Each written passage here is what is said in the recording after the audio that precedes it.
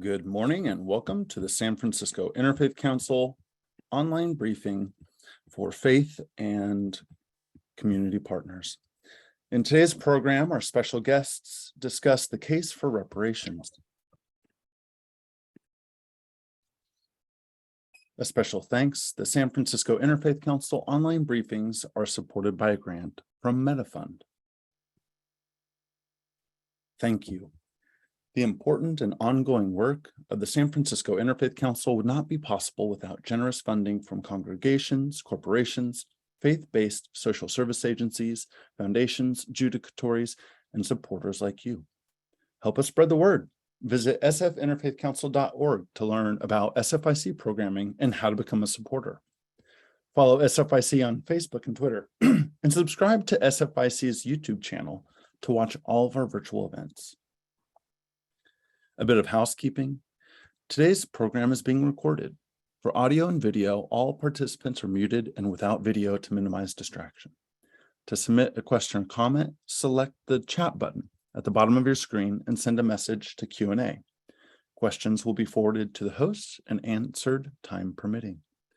For closed captions, select the live transcript button at the bottom of your screen and click Enable Live Transcription. The San Francisco Department of Public Health urges people to be ready for COVID by staying up to date on their vaccinations, knowing how to reach a doctor, keeping a supply of rapid COVID tests, keeping masks handy, and planning ahead for a possible infection. Stay informed with trusted sources of information such as sf.gov/COVID. The San Francisco Department of Public Health recommends for keeping congregations safe, continuing to gather, keeping in mind the demographics of your community, encouraging vaccinations and boosters, continuing to wear masks when indoors, reinforcing the stay at home if sick message, and providing testing resources. You can share messaging on Be COVID Ready at sf.gov/be-COVID-ready. For more information, contact 628-652-2700.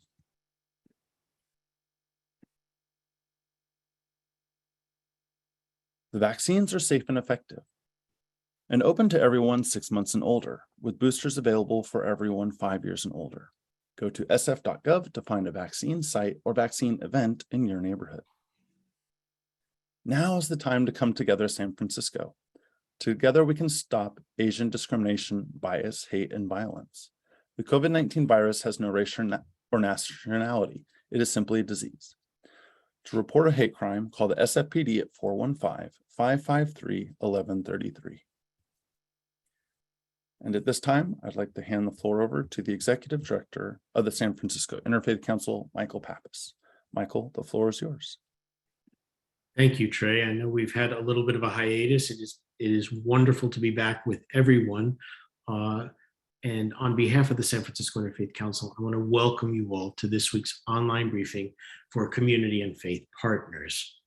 Since its founding in 1776 by colonists from Spain and incorporation in 1850, San Francisco established a legacy of discrimination, extraction, and exploitation of Black people, which has continued to the present.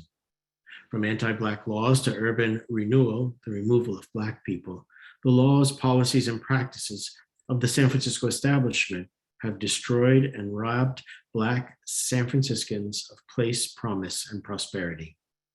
The call for reparations is not a request for benevolence. It is a call for the just repair of the generational harms sanctioned and perpetuated by the city. This week's online briefing for faith leaders, hosted by the San Francisco Interfaith Council, welcomes Chair of the San Francisco African American Reparations Advisory Committee, Eric McDonnell, who will report on this body's work, progress, challenges, and goals. And now it gives me great pleasure to introduce board member of the San Francisco Interfaith Council and Vice President for Diversity, Equity, and Inclusion, and Professor of Communication at the University of San Francisco, a member of the San Francisco Library Commission, and most importantly, a friend and colleague, Dr. Mary Lomax Giraduzzi. Well, thank you so much, Michael. And thank you so much for that warm welcome. And I'll just say that I'm now at the University of the Pacific, and many people know that I've spent a number of years at the University of San Francisco, but I'm so glad to be at my alma mater, which is the University of the Pacific. This is an interfaith community, and whatever our individual beliefs are, it can be freely expressed here with no apologies. If we are invited to offer a prayer in this setting, it should be offered according to the tradition with which we identify. If we are invited to speak on a subject from the perspective of our tradition, we are free to do so without fear of offending those who come from another tradition. We come together as people of faith to learn from each other, that we might better understand the multiplicity of faith traditions in our city and in our world.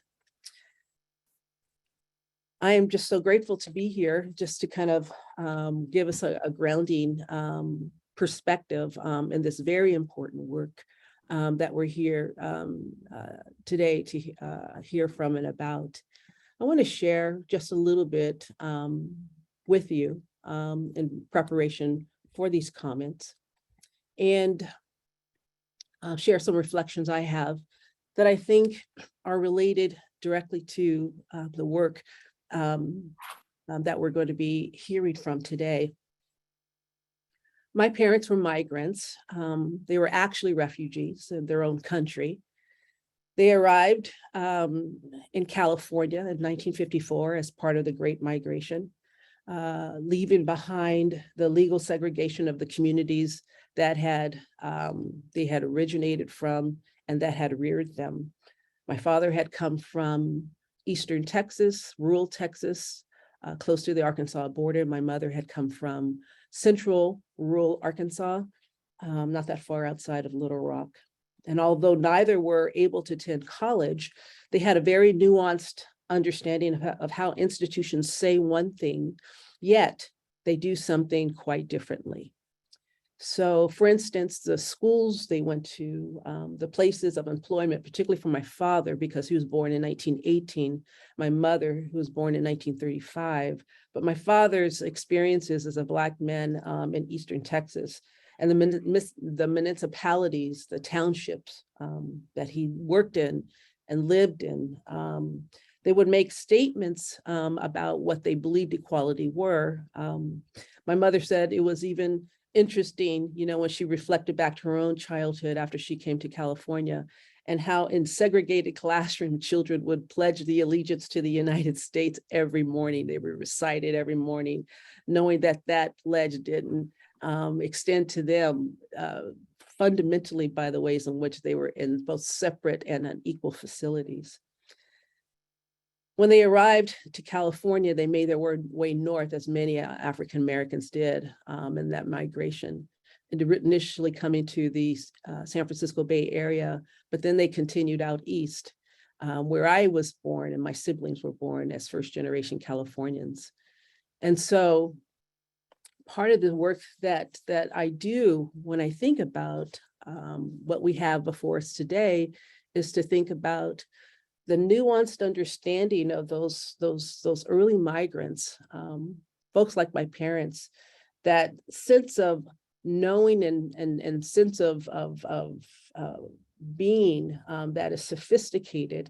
And sometimes they use humor to be able to manage the pain and move through it.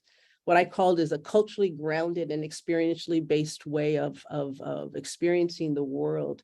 And having a keen sense of what we call today social justice.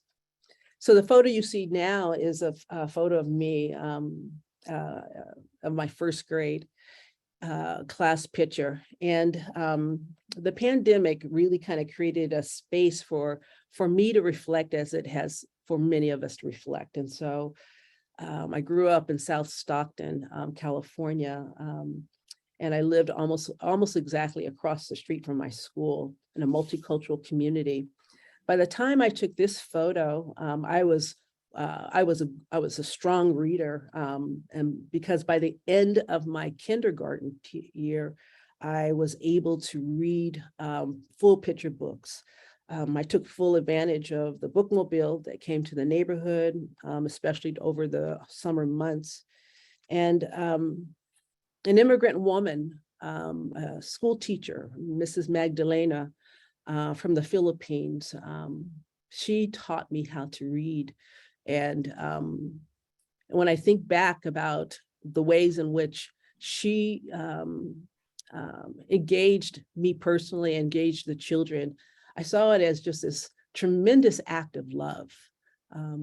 Clearly, she was doing what she was, paid to do as a school teacher, but there was much more than that. And wrapped up in the ways in which she engaged me, I was introduced in a formal sense what love was in an institutional context. But yet at the same time, sitting at my parents' kitchen table, I would hear the stories about the ways in which institutions were failing, had failed them. And so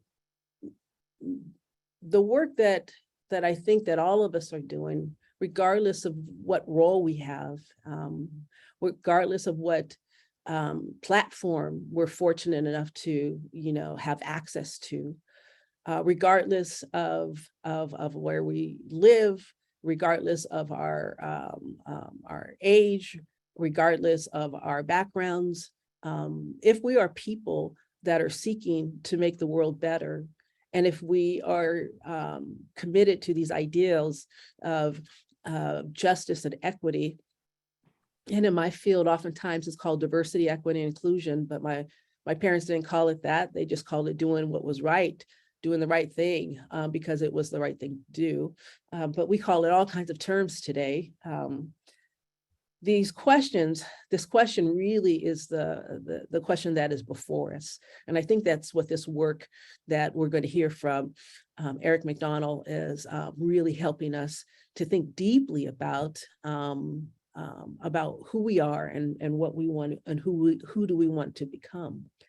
How do we institutionalize love is a way to think about and express love in an institutional context.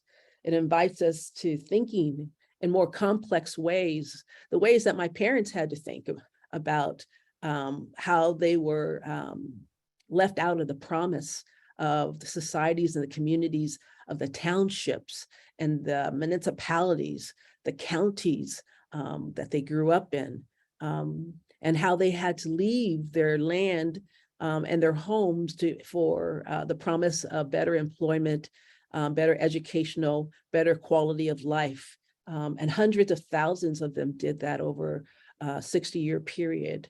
That migration and that movement of Black bodies within the context of the US, which Isabel Wilkerson and other researchers and writers have beautifully documented for us.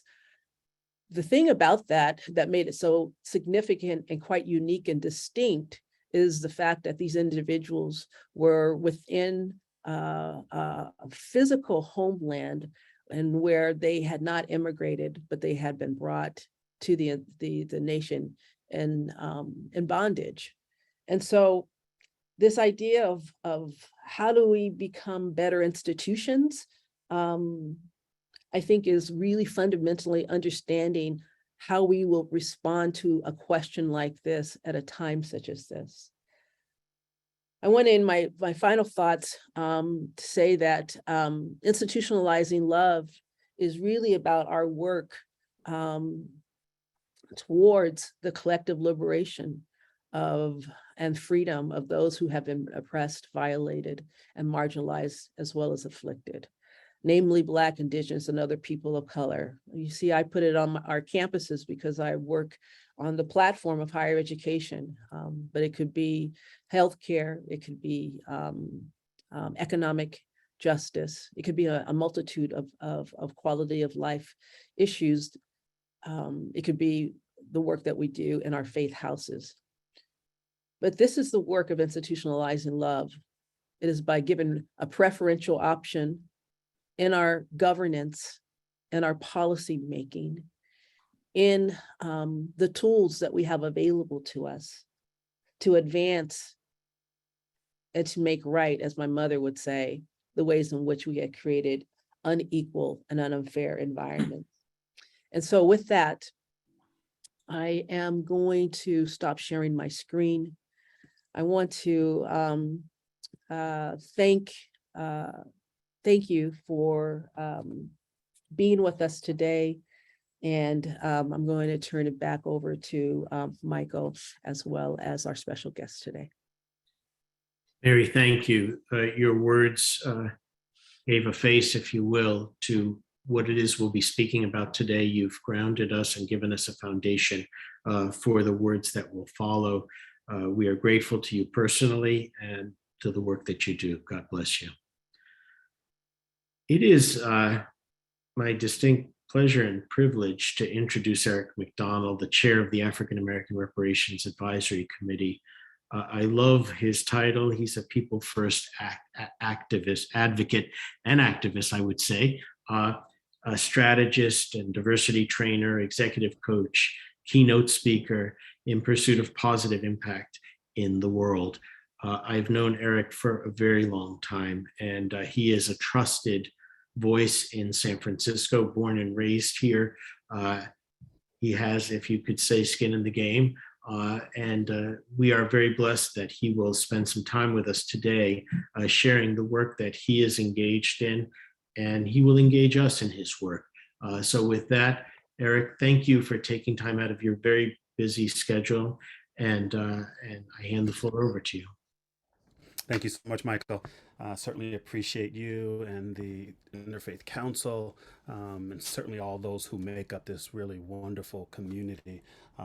Complete aside, I had the wonderful privilege of having dinner with Rita Semmel last night, who was one of the founders of the San Francisco Interfaith Council. The council has been such an important legacy institution in San Francisco. And so, again, really appreciate this opportunity to be in community with you all. And certainly thank you to Mary Lomax Kirduzzi, who is a wonderful and dear friend. And thank you for setting context and grounding for this conversation. Let me share my screen and get us in place to begin to share. Can you all see my screen? Awesome. Let me go to presentation mode. Awesome. Okay. So again, thank you so much for this opportunity. Let me just quickly say that I hold both this opportunity and this body of work that is reparations with great both humility and a really great sense of responsibility. As Michael referenced, and I'll talk about this in just a moment, I am a proud native San Franciscan. And so this work is personal, as they say. And as Michael referenced, I do have skin in the game. And so just by way of introduction, I am the proud son of Lottie Varnado. At the time, she is Lottie Williams today. I was born November 25th, around 9-ish a.m. at San Francisco General Hospital. And one of the reasons, well, actually the reason that I was born at San Francisco General Hospital is because my mother fled Macomb County, Mississippi. She fled the Deep South because of all that it was attempting to destroy in her life and in her community, and she fled to San Francisco. Hence, I am born in San Francisco, and a city that I love. And one of the things my mother did for me was establish for me a foundation of faith that was certainly and has been a part of the African and African American tradition, faith that grounds us in a confidence that we shall, in fact, overcome. And in addition to that, my mother also connected me to wonderfully supportive services that were available to me in community that allowed me to grow and thrive. And while I didn't make all of the right decisions, I made enough of them to find myself in places of opportunity to provide leadership in and through the United Way of the Bay Area, where I spent 20 years really invested in strengthening our communities and the entire Bay Area. And today, standing up my management consulting practice, where I'm offering and center executive coaching, leadership development, strategy, diversity, equity, and inclusion training, as well as public speaking. I love my city. I love this state. I love this country. And all three are full of contradictions. On the one hand, these great services that I received were provided in and through, in many respects, by this city. And at the same time, my journey has found me experiencing both the best of San Francisco and, frankly, the worst of San Francisco. And it reminds me of a quote that James Baldwin shared many years ago. He said, "I love America more than any other country in this world." And I would just add California and San Francisco. I'm biased. West Coast is the best coast. And at the same time, it's exactly for this reason that I insist on the right to criticize her perpetually. Because I love and because I don't believe we have yet lived up to and into the full promise that this country has declared to offer. And so the other half of this equation then is not everything, as Baldwin said, that is faced can be changed, but nothing can be changed until it is faced. And I believe we are at a pivotal moment in our history as a country, state, and city for this moment of reckoning, this opportunity to face our truths, face our realities, and then determine the appropriate actions to take. And so really grateful, thankful that the San Francisco African American Reparations Advisory Council was stood up. Here's the brief background, led by President Supervisor Shaman Walton from District 10, my district, by the way, and adopted by the full Board of Supervisors in December 2020. It's a 15-member community, formally appointed by the Board of Supervisors in May of 2021, and we held our first meeting in June of last year. I won't read all of this to you. It is to say that our role is to advise the leadership of San Francisco and the development of a reparations plan that chronicles the legacy of American chattel slavery, post-Civil War government-sanctioned discrimination against African Americans, and then ensure that we present a proposed plan that can, in short order, right these wrongs. The 15 members each represent a particular lived experience, either expertise and or, again, as I say, a lived experience. I'm thankful and appreciative of each of them. I will call particular attention to Reverend Dr. Amos Brown, who I know, you all know in the Interfaith Council community, a committed leader. He is both serving on the San Francisco Advisory Council as well as vice chair of the California Reparations Task Force. And again, I'm thankful for each of these members and their passion and commitment they bring to this work. And so the committee holds these as the why of our work: addressing structural institutional harms, accounting for the unpaid debt to Black communities, the moral imperative to create policy that benefits Black communities, counter to the history of anti-Black laws, policies, and practices, and then this once in a generation opportunity to close the racial wealth gap. The way we've divided the work, so to speak, is we have created 4 subcommittees that are focused in these ways. Policy is developing policy and legislative priorities centering African Americans. Health is addressing persistent and sadly chronic disparities in health outcomes that disproportionately affect the Black community. The education is focused on the educational disparities, and sadly, economic empowerment is focused on it needs to focus rather on quantifying Black economic loss across these four areas. And I said sadly because, unfortunately, because of the practices of this country, policy and practice of this country, of the state, and yes, even here in San Francisco, African Americans lead in the wrong way in most every indication of life, health, wealth, prosperity. African Americans are at or near the bottom. And there has been a historical narrative that has suggested that it is the fault of African Americans, that it is because they haven't exercised their own agency that these things are true. And I hope most, if not all of us, know that that is not the case. However, it is why we are doing this work, to ensure that everyone knows that that is not the case. Here's our timeline. As I said, we stood up with our first meeting in June. We presented a plan to plan in December of 2021.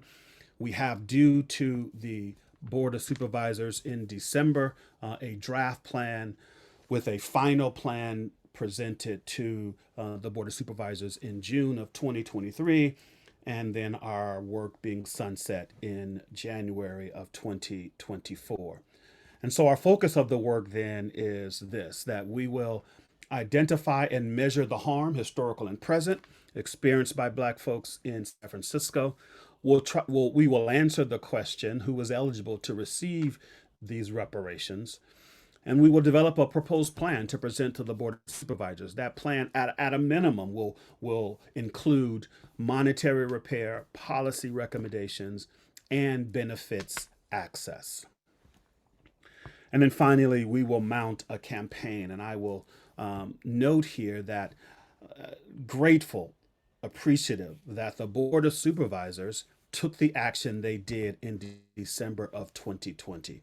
It was an important and even historical moment of declaring at least the importance and relevance of this issue that is reparations in San Francisco. We know there's been a national discussion for many, many years. We know there's now a California discussion, and our Board of Supervisors somewhat courageously declared this is relevant and important in San Francisco, and in particular appreciating Supervisor Walton's leadership on this. Having said that, I would suggest to us that December of 2020 was in the aftermath of George Floyd murder.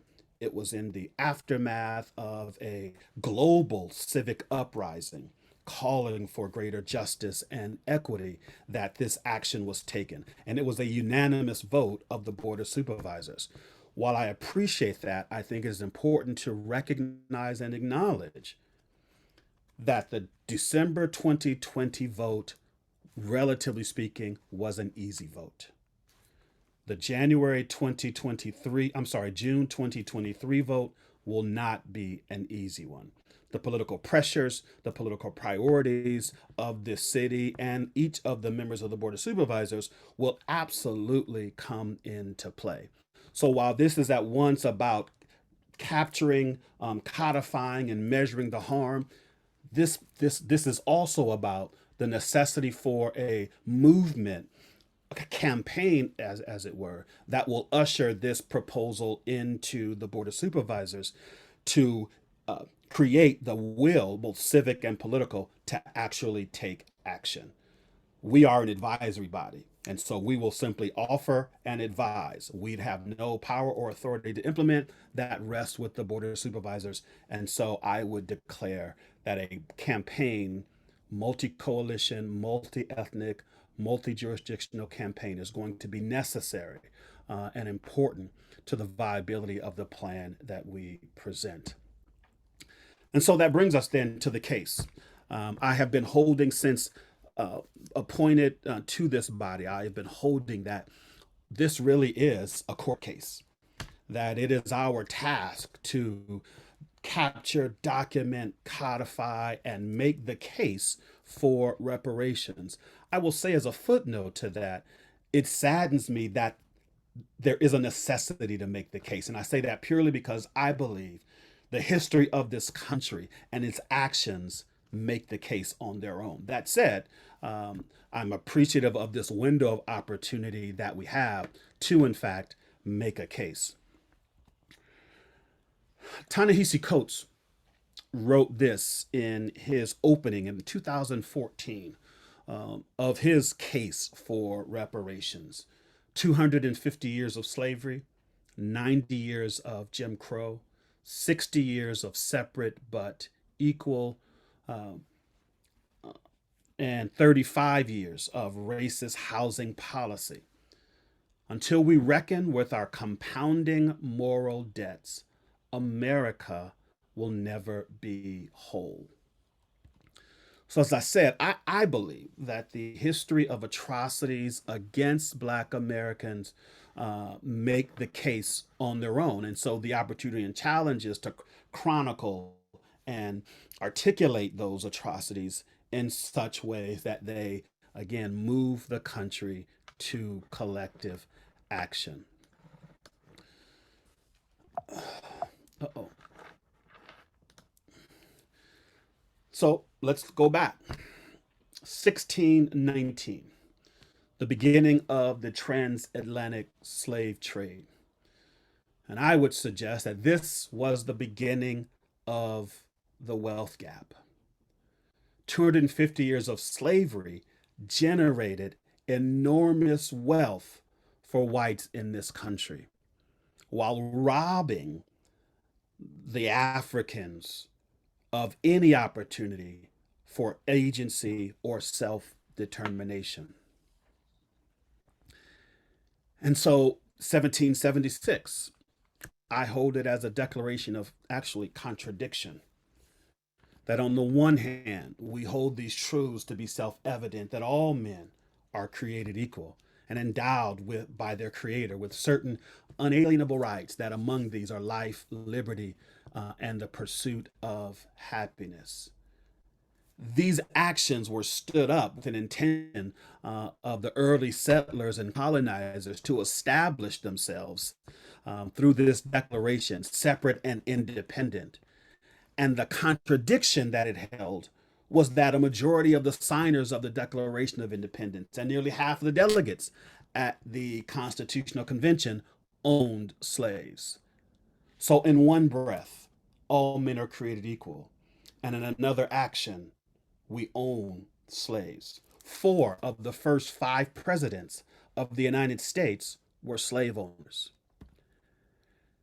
And then the 13th Amendment, which was passed by Congress in January of 1865, where there was the outlawing of slavery, somewhat of a moment of conscious awareness that this behavior and action was not okay, was passed. However, there was one important loophole. Quote, except as punishment for a crime, whereof the party shall have been duly convicted. And we know that this became the portal, the doorway to what has become the practice of mass incarceration. And the overwhelming number of, disproportionately number of Black and brown people in this country that have been incarcerated. Because what this ushered in was the opportunity through Jim Crow laws, something called Black codes, that created the opportunity to further demoralize and destroy the lives of Black people. And just to be clear, the purpose of lifting this up is not to vilify the individuals. A reality is we're all flawed. We all live with certain levels of duplicity. But it is to name and acknowledge that duplicity demonstrated by the founding fathers. And an underpinning reality is that it was as the Bible says, the love of money that became the root of all evil. The acts of chattel slavery weren't simply isolated, narrowly focused cruelty to a certain population. It was motivated and driven by the intention to, excuse me, sustain a way of living, a standard of living on the part of settlers that was driven by money and greed. And so the industry of chattel slavery is where it all began. The racial wealth gap in America begins with slavery itself, which was the original source of wealth generation for white Americans. What we experience as the generational wealth of white Americans and the lack of generational wealth of Black Americans all began with the inception of institutional slavery and being built as an industry. The economic trajectory and development of capitalism in the United States are inextricably linked to the brutal institution of slavery. 1860, the economic value of 4 million slaves was on average $1,000 per person, or $4 million total.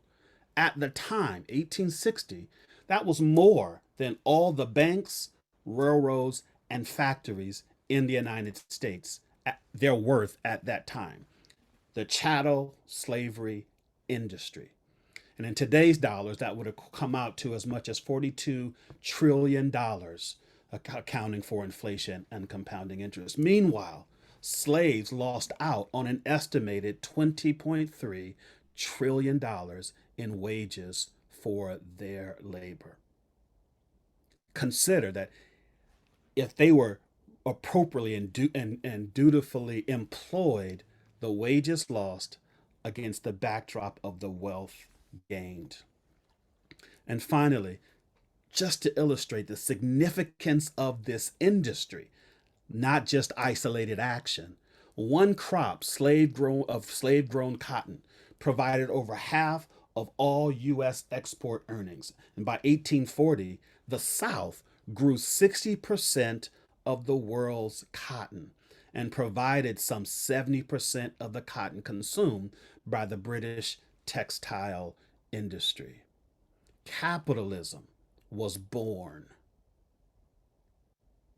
with the institutionalized slavery industry. And so here's a sobering reality that the United States was founded on the intention to establish and sustain white supremacy, power, and wealth. And every effort post-emancipation, every attempt on the part of African Americans to climb out of the depths of psychological, social, and economic depravity that was created by slavery was met with anti-Black laws, policies, practice. 90 years of Jim Crow laws and Black codes, 60 years of separate but equal, 35 years of racist housing policy, literal destruction of Black bodies, Black properties, and Black communities. This is but a small subset of the Black massacres that took place in this country, going back as far as you can see here, 1866, and coming forward to as recent as 1943.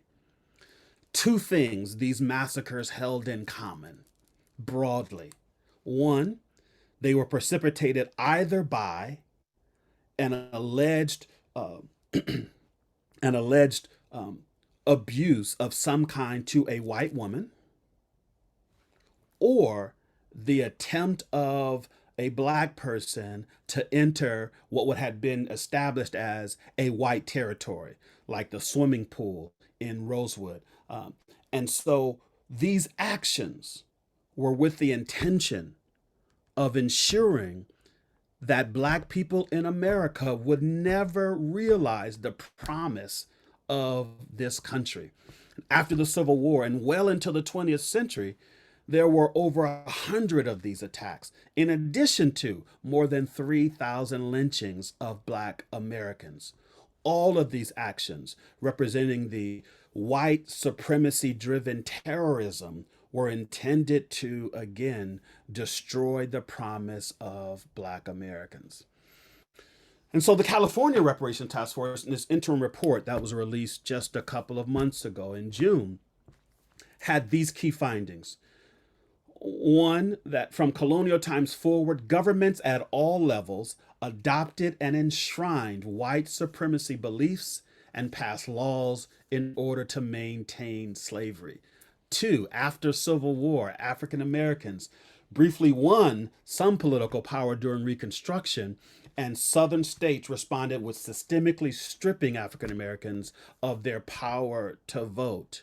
Fast forward to today, the efforts to deny the vote still persist.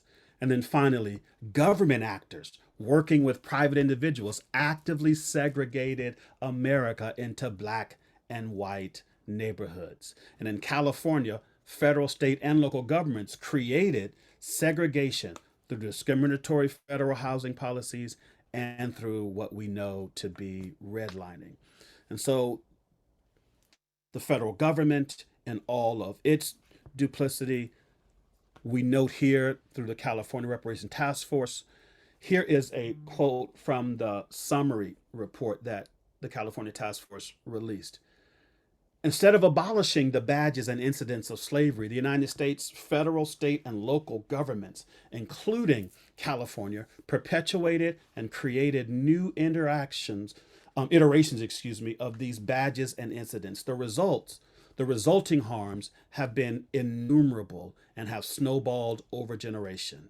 As a result, today, 160 years after the abolition of slavery, its badges and incidents remain embedded in the political, legal, health, financial, educational, cultural, environmental, social, and economic systems of this country. Racist, false, and harmful stereotypes created to support slavery continue to physically and mentally harm African Americans today. And so the connection, the very flow of the impact and the way that the California Task Force represents as badges and incidents of slavery, the descendants of the slave industry, persists, and the impacts of it persist to this day. One quick example of that is this is a quote from John Ehrlichman, who at the time was the assistant to President Nixon. And he said this: "You want to know what this war on drugs was really all about? The Nixon campaign in 1968 and the White House after that had two enemies: the anti-war left and Black people. The anti-war left and Black people." You understand what I'm saying? We knew we couldn't make it illegal to be either against the war or to be Black. But by getting the public to associate the hippies with marijuana and the Blacks with heroin, and then criminalizing both heavily, we could disrupt those communities. We could arrest their leaders, raid their homes, break up their meetings, and vilify them night after night on the evening news. Did we know we were lying about the drugs? Of course we did. Institutionalized, government-sanctioned perpetuation of the harm of Black lives, which brings us then home to the city I love, the city of St. Francis. World War II brought an influx of Black folks to the Bay Area and certainly here to San Francisco and the Shipyard. The population went from 4,800 in 1940 to 43,000 by 1950. The result of that, in part, was the creation of this 10-block radius in Fillmore, which became known as the Harlem of the West. Hotels, jazz clubs, restaurants, and retailers that cater specifically to a Black clientele.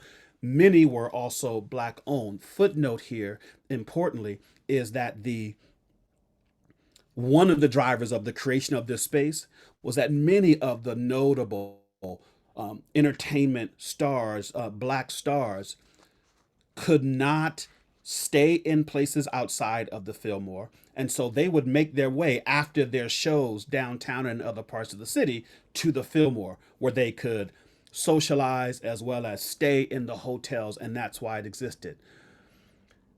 And so San Francisco black population continued to grow, 74,000 in 1960, 96,000 in 1907, 13% of the population in San Francisco. And then something happened. And that something was redevelopment. And it was the redevelopment that began to clear the city of what they noted as the blight in San Francisco, which was followed and perpetuated by redlining. Here is a map of San Francisco. Green equals the best places to live. Blue, still desirable. Yellow, definitely declining. And red, hazardous. And note where those hazardous areas are. I'm sitting right now in one of those areas in the Bayview of San Francisco. And so all of these efforts, San Francisco Planning and Housing Association published the Blight and Taxes effort, proposed urban renewal in the Western edition. Black folks in San Francisco call it black removal, not urban renewal, because through these efforts, there was a systematic plan to remove Black San Franciscans. And by 1960, jumping to the last bullet, 8,000 residents, primarily Black and Japanese, will be displaced from the city from a 28-block radius. And here's a quote, just to demonstrate the institutionalizing and city-sanctioned effort that this meant. One of the purposes, this is a quote, one of the purposes of renewal when it was called slum clearance was not only to get rid of the people and the structures, but to make sure these blighting influences didn't come back. These blighting influences didn't come back. And so there was no intent to rebuild for the kind of people who were being displaced. What was issued were a series of, not a series, but what was called a certificate of preference. My mother received one of those certificates of preference. And my mother today has not returned, today lives, in Diamond Head, Mississippi, and has not returned. And this was a quote from the Redevelopment Agency Deputy Director and Western Addition Area Director, Gene Suttle. And so what we saw as a result was the precipitous decline of the Black population in San Francisco. 84,000 in 1980, 47,000 in 2021. The median household income, we see the disparity between that of whites in San Francisco and Blacks and African Americans at the same time. And so the state report said it well. Without a remedy specifically targeted to dismantle our country's racist foundations and heal the injuries inflicted by colonial and American governments, the badges, the descendants and incidents of slavery will continue to harm Americans in almost all aspects of life.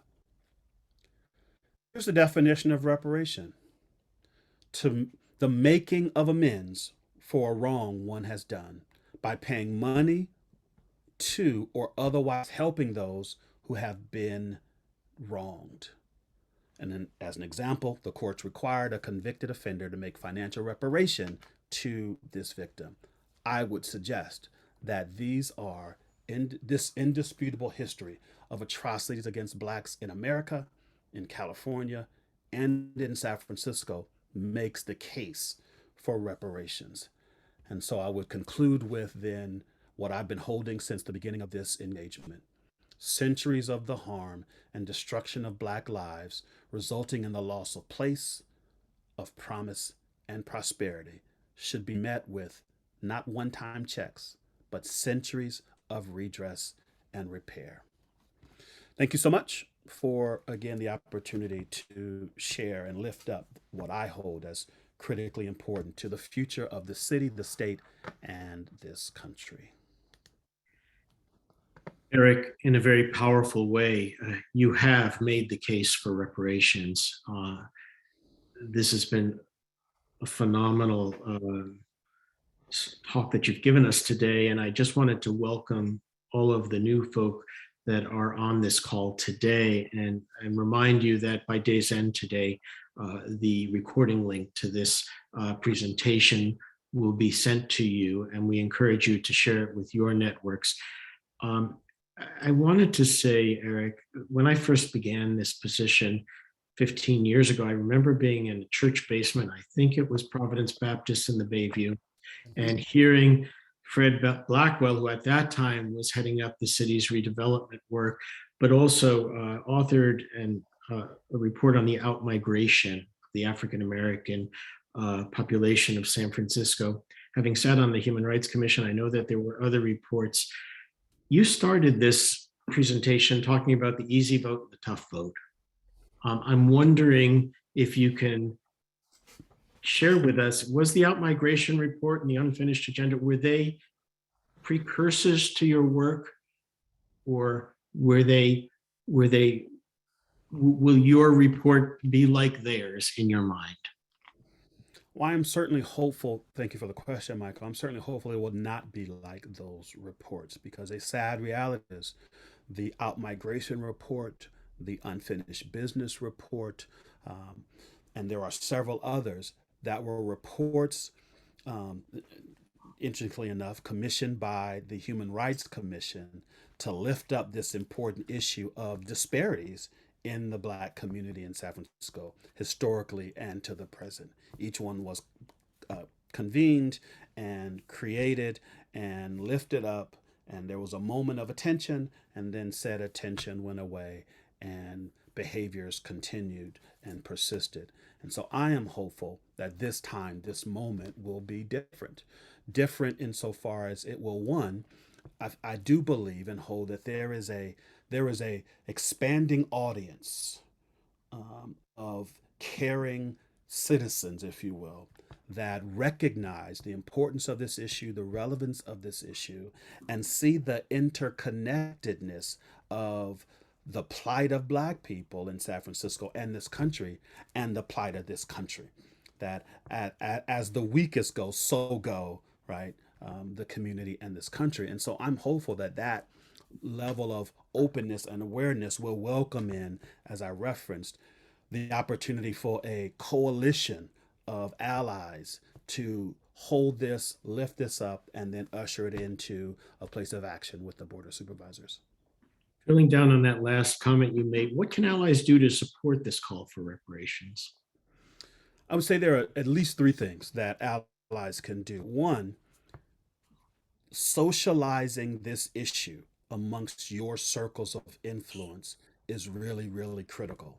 For many, they are completely unaware. For others, they are unaware and don't see the relevance. And for still others, they understand and have not come to fully appreciate the relationship and importance of this to the broader San Francisco community. And so socializing it with those with whom you have influence, both personally and professionally, is important. Secondly, begin to hold space, if you will, for engaging others as we are doing today. And then thirdly, bring your voice to this issue both today as we begin to, I'm going to call it, assemble the choir, and be prepared to join the chorus as we usher the report into the Board of Supervisors.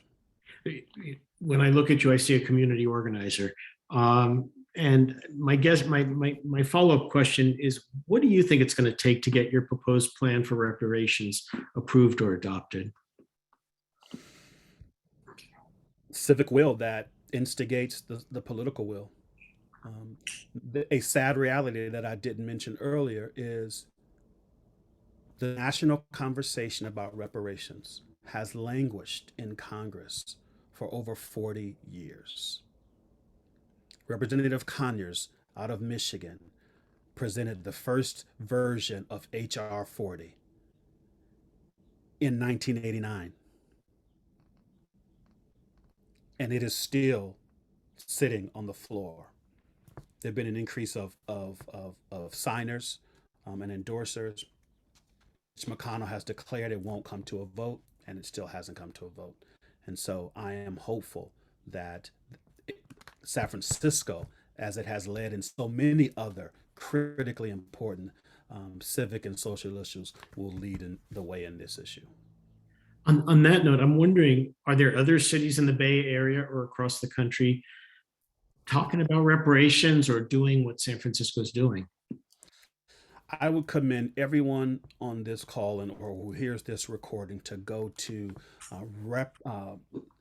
redressnetwork.org, redressnetwork.org. This is a body of work being held by Howard University and Columbia that is capturing, cataloging, and chronicling the work that is happening across this country.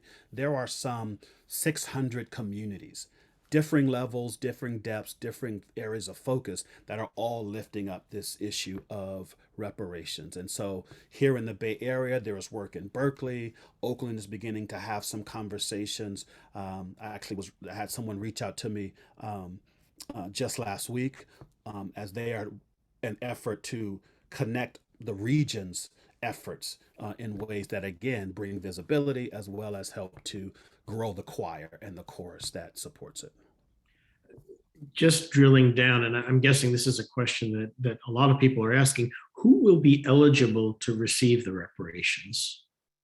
Really great question. And what I will say in short is the committee has not lifted or addressed that question yet. Tentatively, that will be the focus of the October meeting of committee, where we will lift up the issues and the perspectives along a continuum, which essentially go from direct descendants of only, which is where the California task force determined to land, through and including essentially any Black person affected and what time frame, etc. All those are important questions to be considered, which we will take up, as I said, tentatively planned for October. I'm guessing you've gotten this question before. Since slavery ended so long ago, why is reparations relevant today?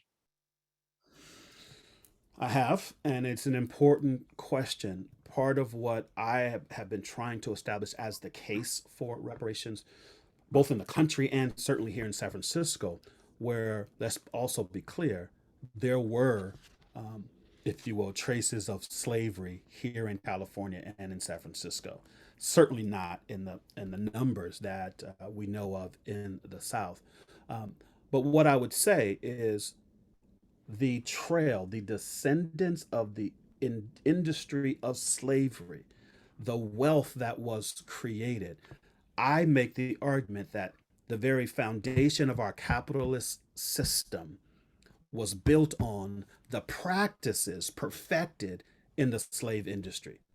And so the descendants of wealth creation, wealth accumulation, family wealth that has been passed on from generation to generation, and we certainly have generational wealth here in San Francisco, that I make the argument those are descendants of the slave industry. And therefore, while you may not have, persisted in the enactment of chattel slavery, we certainly have benefited from said industry. And if we benefited, I hold, if no more than for moral reasons, but I think there are greater reasons as well, you have a role to play in investing in this work and its relevance. I made a promise to you that I would honor your hard stop at 8:30. And I apologize. We received a flurry of 11th hour questions, which I will forward to you. And hopefully you'll have time to get back to these good folk. But I'd like to just conclude with one personal question for you is, why is this issue of reparations important to you personally? Wow. Lottie Vernado, my shiro, my mother, fled the Jim Crow South, running for and towards what she believed to be greater opportunity, both for herself and subsequently for me. And so,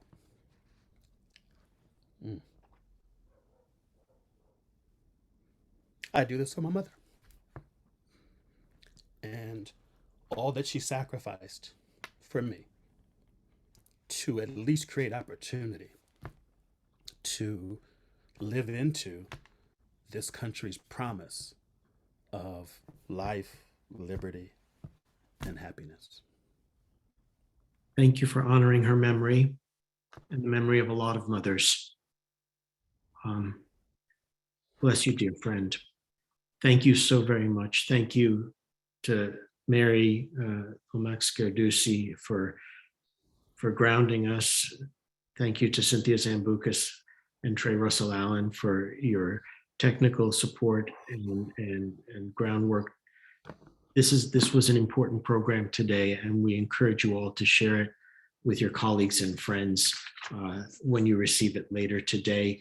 I would also just want to kind of remind you that the next program that we will be sharing will be on September 8th, and we will be welcoming the Executive Director of the Family Acceptance Project, Caitlyn Ryan, who will address the timely and critical issue of the impact of shaming and ostracization on LGBT youth.